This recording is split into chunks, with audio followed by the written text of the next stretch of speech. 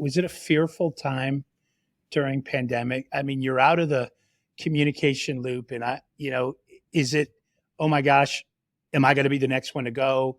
They don't see me every day? Are they not going to value keeping me? Was any of that going through your mind as you were Yeah, surviving that? absolutely. Sheer panic too. Every time my phone would ring and I saw it was someone from my company, I was scared it was going to be the call. I think I worked 80-hour weeks during the pandemic, just doing whatever I could for that feeling of, I had a lot of guilt that I was lucky. I was still employed and, but like 85% of my company wasn't. And I had this big guilt of, well, why did I get to stay? But it was also coupled with this really thankfulness. And so it was a very weird time, very mixed emotions, a lot of roller coasters of ups and downs. But I was working 80-hour weeks just trying to show that I was doing something. And that time was difficult I mean, I can feel it in my body right now, like kind of going Yeah. back to that, like my hands are shaking, literally. It's like it was a different time and it was really intense to Was be it you? alone. Yeah. Was it you and I that were having a conversation? Maybe we were with a group of people, but I thought it might have been you. I remember the confession of I'm I'm afraid to turn my phone bill, my monthly phone bill, which the company was covering, turn the expense in because Mhm. you just didn't want that to be the thing that was the catalyst for going, yeah, let's make this expense go away, which it really was for those that are newer to the industry that didn't live through that as a, as an industry member that where we were shut down for 16 months. It literally was, I'm actually feeling those same feelings that you're It's reacquainting like with, but it's it was horrible. traumatic. It was Yeah. horrible.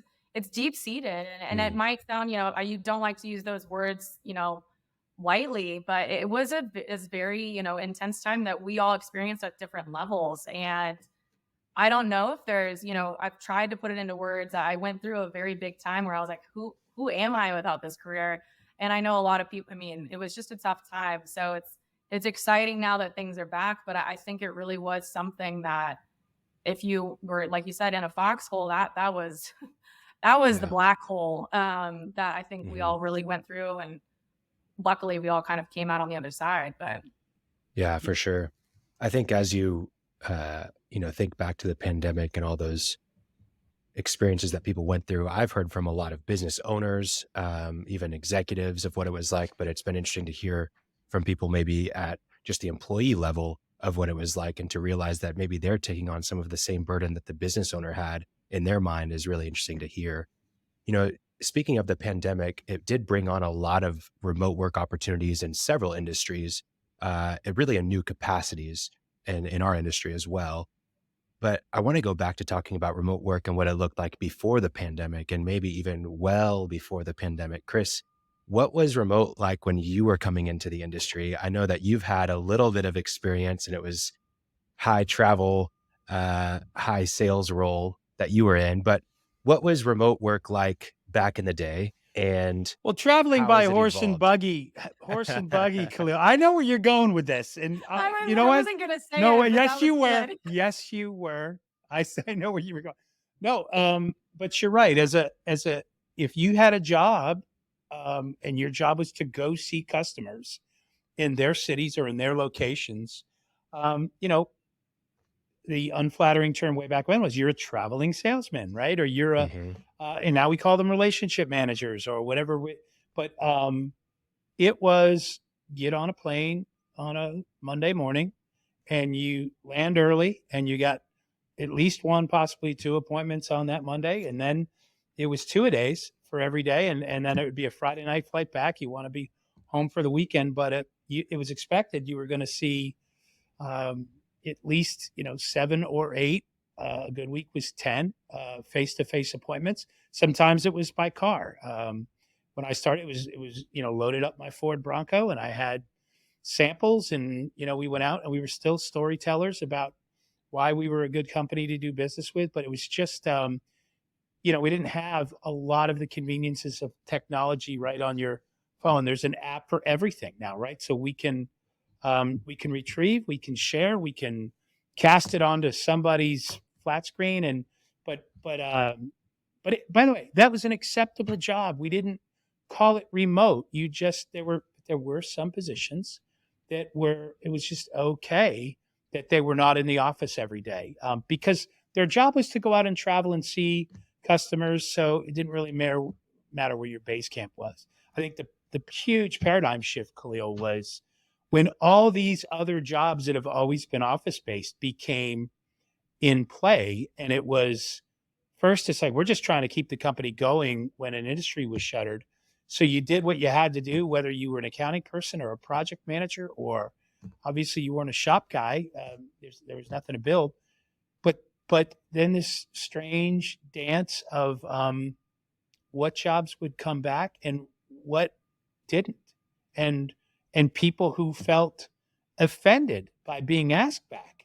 And I think, Noelle, you're in a position where your job was always, position you're in now, even the several positions you've had, have always been kind of acceptable as a valued remote, work from not the base camp position. But how do you know people uh, in your organization now that are either a hybrid in occasionally, but really don't want to come back, and maybe that doesn't sit well with some of management that realizes I can't keep where I miss the special sauce of my culture. And when we don't get together, that's we just haven't figured out how to duplicate that digitally or remotely. I mean, do you see that in your own company?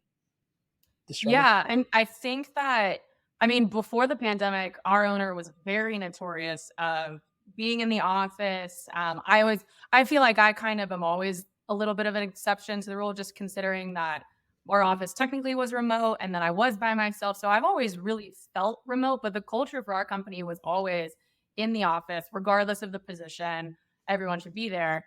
And when the pandemic hit, I mean, even, and I can't take credit, our owner has said this many, many, many times. It showed him that you could work remote. And he's been one of the people that had a complete 180 viewpoint when we came back. So it is, most of the offices are somewhat of a hybrid. Some of them, people really need to come in. I think it kind of, he's sort of encouraged us for whatever works for that person, whether it's coming in a couple of days of the week or coming in every day. If there is an office, they do want you to obviously, come in at some points. But he was, he really kind of took that experience and saw a lot of the pros. But I do know other, owners or other high up, executives in other organizations that it's, as soon as it came back, they wanted to go straight back to the office. And that really caused a lot of friction between some employees and others, especially like you said, Chris, some people that have to be there, like shop guys, you can't do your job from home. And so then, the accounting or the account managers who could, it became then another point of contention of just how do you work that out? So I haven't really, I feel like my position has always sort of been in flux, but for our organization, I think it was a blessing and we've sort of found that happy medium. But there is, myself and one of my employees from Austin that we ended up bringing back, we frequently talk because we were each other's culture. It was, really mainly just the two of us. And we'll talk all the time and say, man, I miss the days that we were in the office. There is something about that environment that you can't replicate being remote.